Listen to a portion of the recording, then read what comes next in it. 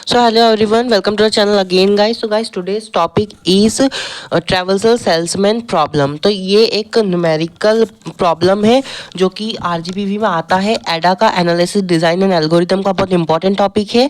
चाहे आप आरजीपीवी से हो या अदर यूनिवर्सिटीज बीटेक के हो या फिर अदर जो ब्रांचेस है या फिर अदर है उनसे अगर आप हो तो भी ये बहुत इंपॉर्टेंट टॉपिक है, तो इसको करना बहुत ज़रूरी है। ठीक है। सो हम इसको स्टार्ट करते हैं एक न्यूमेरिकल के साथ। ये जो होती है ना ब्रांच एंड बाउंड टेक्निक का एग्जांपल होता है, मतलब कि एक ब्रांच एंड बाउंड टेक्निक का यूज़ करके ट्रेवर्सल सेल्समैन प्रॉब्लम को सॉल्व किया जाता है। तो सबसे पहले अगर हम देखें तो देखो, हमारे पास या तो ग्राफ दिया रहेगा या फिर एक डायरेक्ट जो होगा ना, हमारे पास एक मैट्रिक्स दी होगी। ठीक है।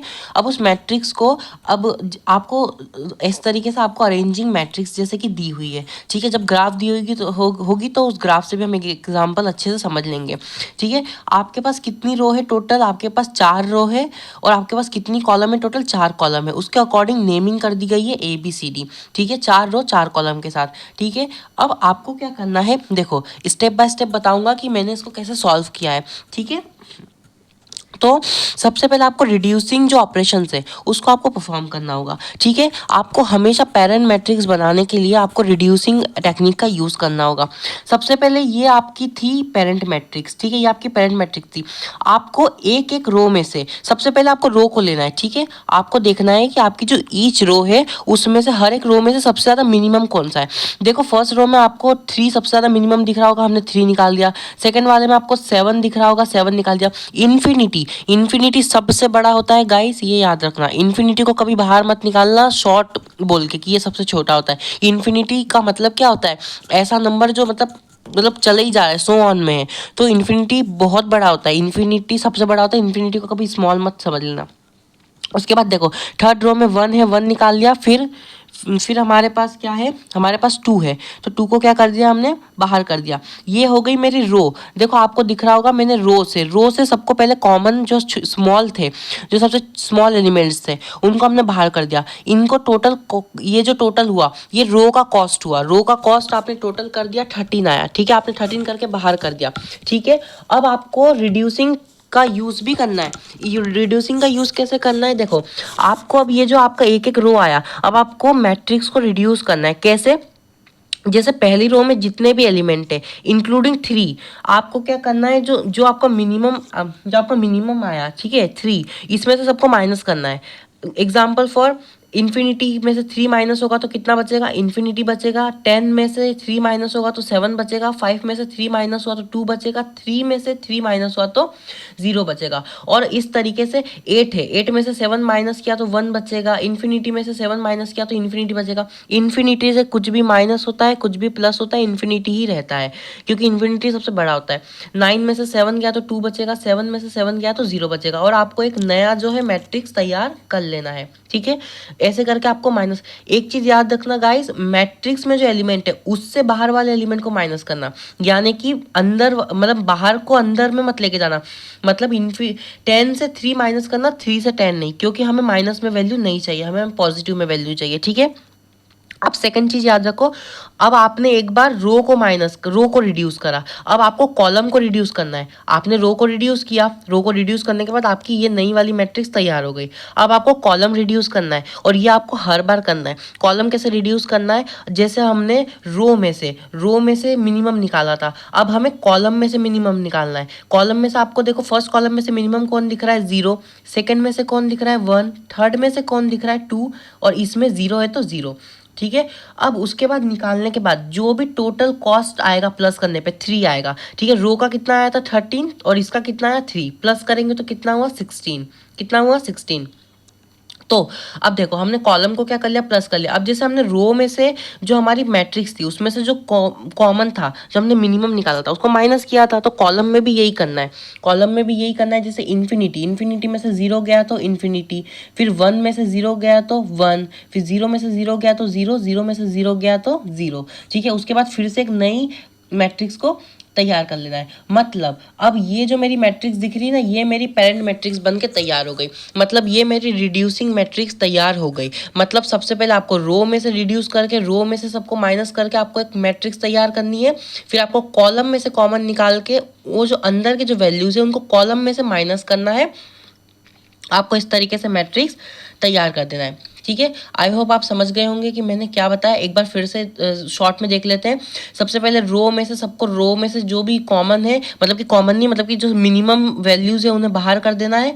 मिनिमम वैल्यूज़ को बाहर करने के बाद जो अंदर वाली वैल्यूज़ है उनको जो अभी हमने कॉमन जो रिड्यूसेस मिनिमम वैल्यू निकाली उसके साथ माइनस कर देना है। माइनस करने के बाद हमें क्या मिलेगा, एक नया जो है मैट्रिक्स मिलेगा। नया मैट्रिक्स मिलने के बाद हमें यही सब फिर सब हमें जितने भी कॉलम है, कॉलम में से हमें मिनिमम वैल्यू निकालनी है और फिर जो कॉलम के जो वैल्यू है उनको इन मिनिमम वैल्यूज़ के साथ एक एक कॉलम के साथ क्या कर देना है, माइनस करते हुए चलना है। ठीक है, माइनस करने के बाद 2 बार माइनस होने के बाद ये हमारा टोटल D1 जो कि मेरा parent as a parent matrix मेरा क्या बन के तैयार हो गया, मेरा पेरेंट मैट्रिक्स बन के तैयार हो गया। एक चीज़ तुमको पता है कि दिख रही है कि हमारे पास कितने वेरिएबल्स है, 4 है, मतलब कि ABCD, मतलब कि या तो इस तरीके से ग्राफ होगा या फिर थोड़ा बहुत ऊपर नीचे कैसे भी ग्राफ होगा, लेकिन चार वर्टेक्स का ग्राफ है। हमको वेरिएबल 4 दिखे, मतलब कि 4 वर्टेक्स का ग्राफ है। तो मैंने इसको इस तरीके से एक ट्री, मतलब ट्री है, ग्राफ है, जो भी है, मैंने इस तरीके से एक ट्री को ले लिया। ठीक है, अब देखो मेरा पेरेंट मैट्रिक्स बना, मतलब कि एक तरीके से मैं बोल सकता हूँ मेरा जो पहला कॉस्ट निकला टोटल वो कितना निकला, 16। आपको जो रो निकालने के बाद जो मिनिमम आया उसको टोटल करने पे 13 आया, कॉलम निकालने पे जो 3 आया, इन दोनों को ऐड किया तो कितना बना, 16 बना। तो ये हमको इस तरीके से जो है टोटल कॉस्ट जो है, टोटल रिडक्शन कॉस्ट वो हमको निकालनी पड़ेगी। मतलब ये पेरेंट मैट्रिक्स का टोटल रिडक्शन कॉस्ट है, हमने रिड्यूस करके निकाला। ठीक है, अब देखो ए से यहाँ तो मैं बी जा सकता हूँ, मुझे दिख रहा है क्या कैसे, मतलब मैं क्या कर सकता हूँ, देखो ट्रेवल्सिंग सेल्समैन का मतलब होता है कि हमें मिनिमम रूट फाइंड करना है एंड तक पहुँचने के लिए विद द मिनिमम कॉस्ट। ठीक है, और हाई प्रॉफिट के साथ। तो अब यहाँ तो मेरे पास वो क्या बची, प्रायोरिटी क्या बची, कि यहाँ तो मैं ए से बी जा सकता हूँ, ए से सी जा सकता हूँ, या फिर ए से डी जा सकता हूँ। तीनों में से कोई एक पाथ पकड़नी पड़ेगी लाइन से जाने के लिए। तो मैंने लेट सपोज पकड़ लिया ए से बी पाथ। ठीक है, अब आपको इसमें क्या करना है, देखो फिल बाय द D1, आपको फिल करना है जो अभी आपका D1 पेरेंट मैट्रिक्स बना था उससे आपको फिल करना है। ठीक है, बट फिल कैसे करना है, अगर हम ए से बी जा रहे हैं, ए से बी जा रहे हैं मतलब कि ए वाली पूरी रो, ए वाली पूरी रो, और बी मतलब कि बी वाली पूरी कॉलम। ठीक है, जो रेड रेड आपको दिख रहा है, ए का पूरा रो, बी का पूरा कॉलम को आपको क्या करना है, इन्फिनिटी रखना है। एक और चीज गाइस याद रखना, ट्रेवल्सिंग सेल्समैन प्रॉब्लम जो होता है इसमें न्यूमेरिकल में आपको याद रखना, आखिरी में आपको सारी वैल्यूज इन्फिनिटी करनी है। क्या करनी है, सारी वैल्यूज इन्फिनिटी करनी है, ये इसका रूल होता है, इस क्वेश्चन का रूल होता है, आपको सब इन्फिनिटी करना है। तो अब हमने क्या करा, रो को इन्फिनिटी रख दिया, बी के कॉलम को इन्फिनिटी रख दिया। अब इतना में खत्म नहीं होता, बी ए से बी जा रहा है, ए से बी जा रहा है मतलब बी से ए जाने के लिए, मतलब बी से ए जो है, बी है ए है, तो मतलब बी और ए में जहाँ पे कट कर रहा है उस जगह पे भी हमको इन्फिनिटी रखना पड़ेगा। मतलब कि बी से ए जो जा रहा है ना उस जगह पे भी हमको इन्फिनिटी रखना पड़ेगा। बस इतना सा आपको कॉन्सेप्ट जो है वो आपको याद रखना है कि आपको करना क्या है, उसके बाद तो आप लोग सब सही कर लोगे। ठीक है, क्या करना है, ए से बी जा रहे हैं, देखो ए से बी जा रहे हैं मतलब कि ए वाली पूरी रो, बी वाली पूरी कॉलम को इन्फिनिटी रखना है, प्लस ए से बी जा रहे हैं तो बी से ए जो भी है उसको क्या करना है, इन्फिनिटी रखना है। जो जो रेड है आप उसको अच्छे तरीके से देख लो। ठीक है, इसके बाद बाकी जो बची कुछ एरिया थे उनको मैंने किससे फिल किया, D1 से फिल किया, मतलब कि अभी जो मेरी पीछे वाली ए वाली जो पेरेंट मैट्रिक्स निकली थी उससे फिल किया। ठीक है, अब आपको ये एक मैट्रिक्स मिली, इसमें भी आपको सेम ऑपरेशन परफॉर्म करना है। आपको रो निकालना है मिनिमम, उसके बाद इनमें से ये जो अंदर वाले जो एलिमेंट्स है रो के जो अंदर वाले जो एलिमेंट्स है इनको बाहर के जो एलिमेंट्स है इनसे क्या करना है, माइनस करना है और मैट्रिक्स को रिड्यूस करना है। फिर आपको कॉलम में से कॉमन निकालना है, फिर आपको वही सेम चीज़ करनी है, अंदर के जो एलिमेंट्स हैं उनको बाहर के एलिमेंट्स के साथ माइनस करके रो और कॉलम को क्या करना है, जैसे कि रो में आया 0, कॉलम में भी आया 0, 0 प्लस 0 कितना होता है, 0, मतलब कि ए और बी का जो रिसेंट कॉस्ट आया वो कितना आया, 0 आया। इस तरीके से आपको हर एक में करना है। इसमें मैंने एक मैट्रिक्स क्यों बनाया, क्योंकि मेरी पहली जो रो की कॉस्ट जो जितने भी मिनिमम थे वो सारे 0 थे, तो 0 से किसी को भी माइनस करूँ, किसी को भी 0 से माइनस करूँ कोई फर्क नहीं पड़ता, तो मेरे को दोबारा मैट्रिक्स क्रिएट करने की ज़रूरत नहीं थी। कॉलम में भी मेरे साथ वही हुआ, मेरी अच्छी किस्मत थी कि मेरे को सब 0 मिल गया, तो मुझे कोई चेंजेस उसमें नहीं देखने को मिला। तो मेरा ये वाला जो मैट्रिक्स था ये कि यही रह गया, मेरे को कोई नया मैट्रिक्स क्रिएट करने की नीड नहीं पड़ी। इसका एक फॉर्मूला होता है टोटल कॉस्ट निकालने का, कि प्रीवियस वाला जो मैट्रिक्स था उसका कॉस्ट जो निकला, अभी जो प्रीवियस निकला वो कितना था मेरा 16 था, तो वो जो प्रीवियस पेरेंट मैट्रिक्स था उसका कॉस्ट को किससे प्लस करो, रीसेंट मैट्रिक्स, ये जो अभी मेरी ए से बी रीसेंट मैट्रिक्स है इसकी कॉस्ट कितनी आई मेरी 0 आई, तो ये रीसेंट मैट्रिक्स के कॉस्ट के साथ प्लस करो, प्लस ए से बी तक का distance from the old matrix, यानी कि D1 मैट्रिक्स में हम जाके जब चेक करेंगे, D1 मैट्रिक्स में एक सेकेंड, जैसे कि ये देखो D1 मैट्रिक्स ये था, D1 मैट्रिक्स में B से A, ये B ये A, यानी कि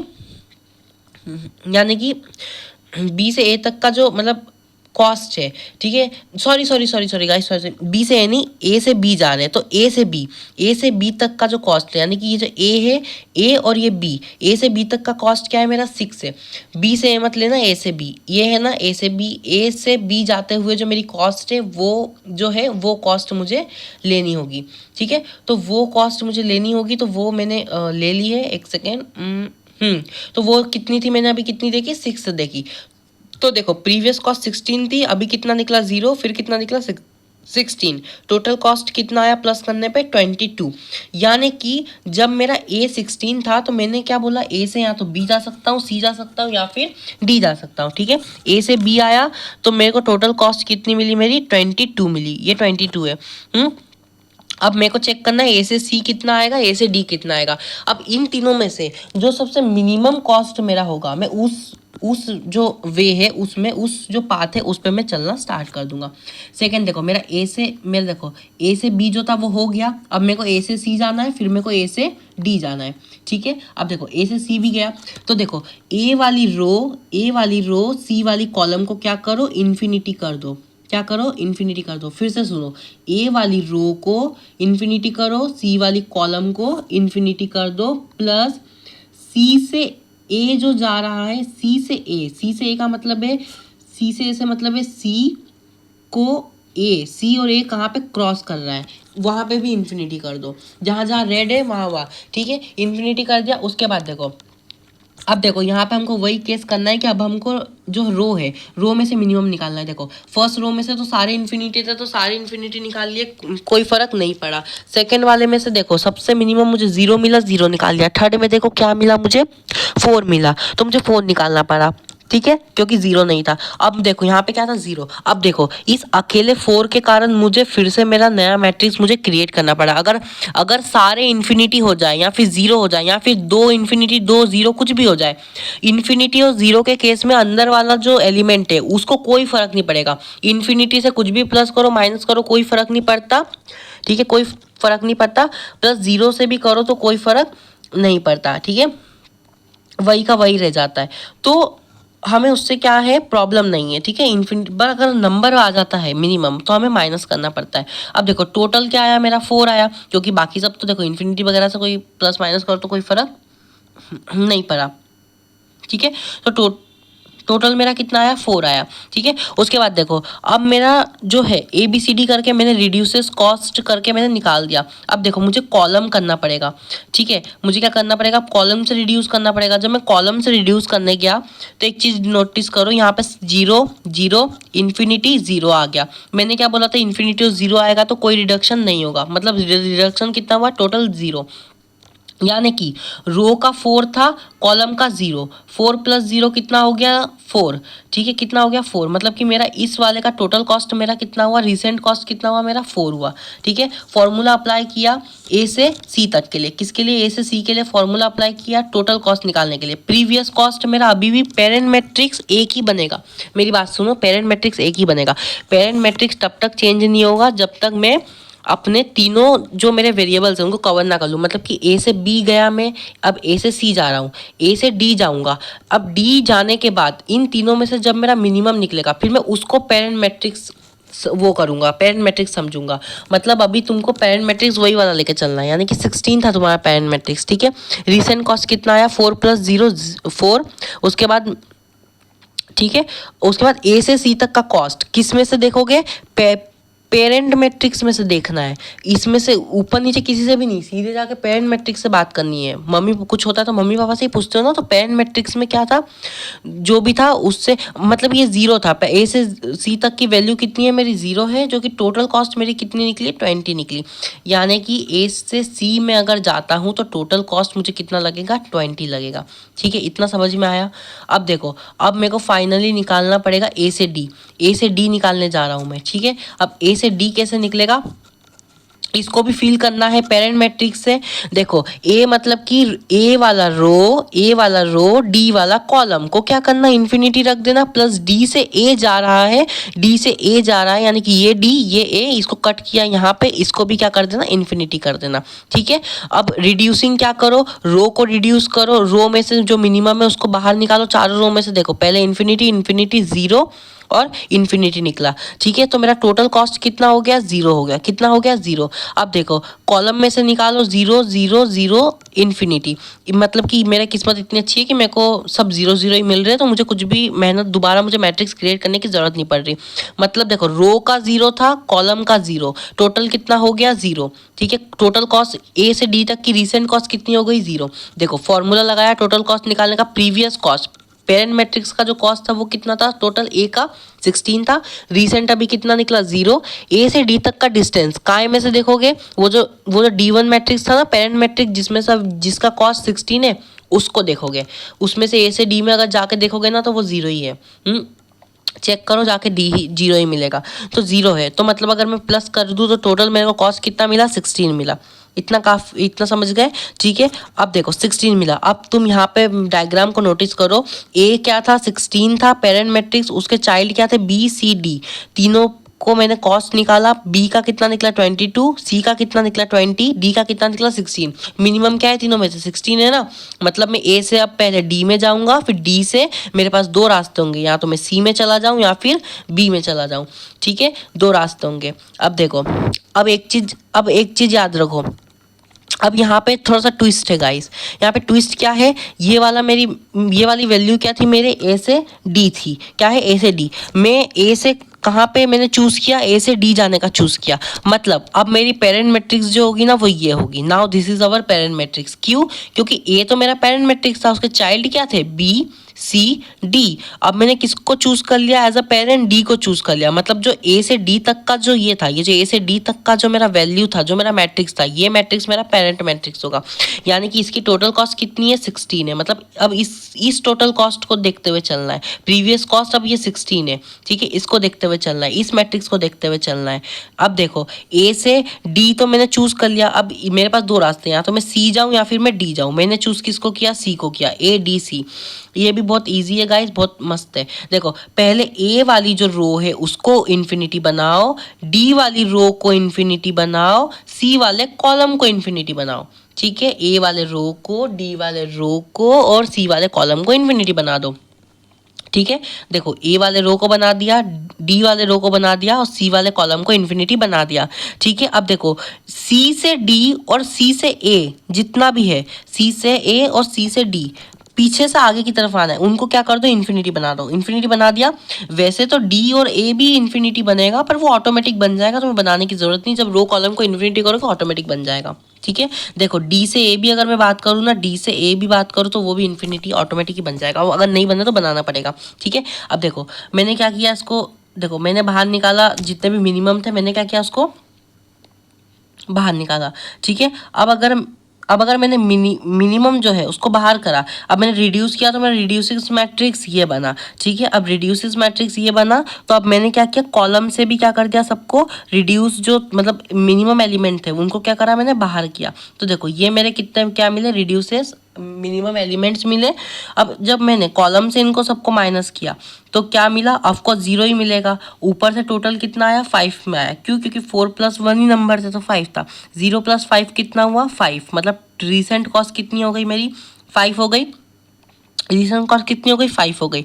अब मेरे को बात बताओ, टोटल कॉस्ट निकालने का फॉर्मूला क्या होता है, previous cost plus recent plus, इसमें याद रखना ए से डी, डी से सी नहीं, आपको डी से सी। ए तो आपका ऑलरेडी था, पीछे के जो दोनों है ना उसको लेना है। डी से सी तक का जो डिस्टेंस है ना प्रीवियस वाले जो मैट्रिक्स है उसके अंदर उसको लेना है। अब एक बात बताओ, यहाँ पे आपने 16 लिया, यहाँ पे कंफ्यूज मत होना कि मैंने D1 लिया है। यहाँ पे D1 वाला मैट्रिक्स नहीं है, यहाँ पे पता है कौन सा मैट्रिक्स है, यहाँ पे ये वाला मैट्रिक्स है। ये जो A से D वाला ये है ना, ये मैट्रिक्स है। क्यों? क्योंकि मैंने A से D चूज किया था और फिर D से C चूज किया, मतलब A से D चूज किया, मतलब कि AD वाला जो मैट्रिक्स था ना वो मेरा पेरेंट बन चुका है। अब मेरे लिए वो पेरेंट हो चुका है। ठीक है, तो मेरा टोटल कॉस्ट कितना है देखो, ए से डी से सी का मेरा टोटल कॉस्ट कितना आया 25। कितना आया 25।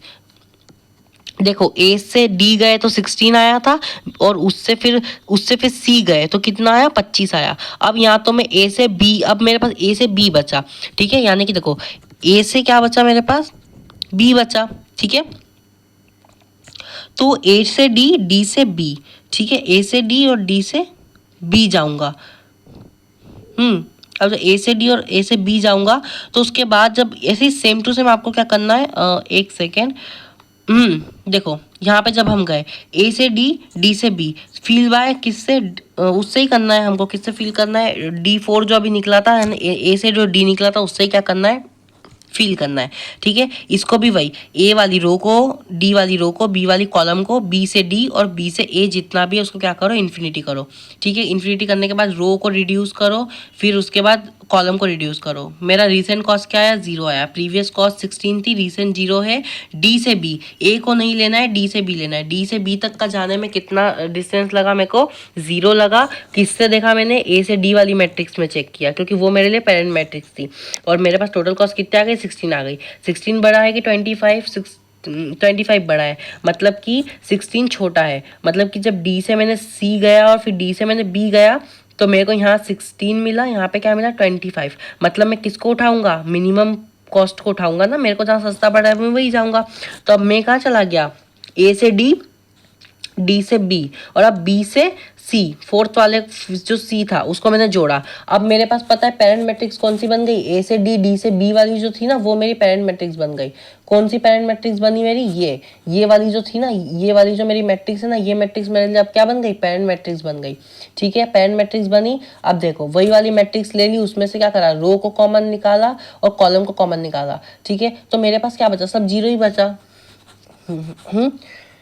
मुझे यहाँ पे 0 ही लेना है, ये भी याद रखना, इन्फिनिटी नहीं। सब क्या बचा, 0 ही बचा, क्योंकि कुछ बचा ही नहीं, उसके अंदर नंबर ही नहीं बचा मिनिमम निकालने के लिए। देखो प्रीवियस कॉस्ट क्या थी, 16 थी हमारी। इसकी भी जो ए से डी, डी से बी तक का जो मैट्रिक्स था ना उसमें भी क्या निकला, मेरा कॉस्ट 16 ही निकला। सब 16 ही निकल रहा है, इसलिए कंफ्यूज मत होना। रीसेंट कॉस्ट 0 निकला। बी से सी तक की वैल्यू अगर प्रीवियस में देखोगे तो 0 ही मिलेगी, यानी कि टोटल कॉस्ट कितना मिला, 16 मिला। यानी कि टोटल शॉर्टेस्ट पाथ कैसे मिलेगा मुझे, जब मैं ए से डी जाऊंगा, डी से बी जाऊंगा, बी से सी जाऊंगा, और मेरी टोटल जो फाइनल आंसर होगा ना, वो जो यहाँ पे जो आंसर आएगा ना वो मेरा फाइनल आंसर होगा। मतलब कि मेरा फाइनल आंसर क्या है, 16 मेरे को इतना कॉस्ट लगेगा ए से बी सारे वर्टेक्सेस को कवर करने में। यही था ट्रेवर्सल सेल्समैन प्रॉब्लम, कि आप किस तरीके से एक से दूसरे को जोड़ के आप मिनिमम जो है कॉस्ट निकालते हो। आई होप आपको समझ में आया होगा। इसके और भी क्वेश्चंस हम लोग करेंगे प्रैक्टिस, तो आपको अच्छे से समझ में आएगा। ठीक है, थैंक यू। अगर पसंद आया वीडियो तो लाइक, शेयर और सब्सक्राइब करें।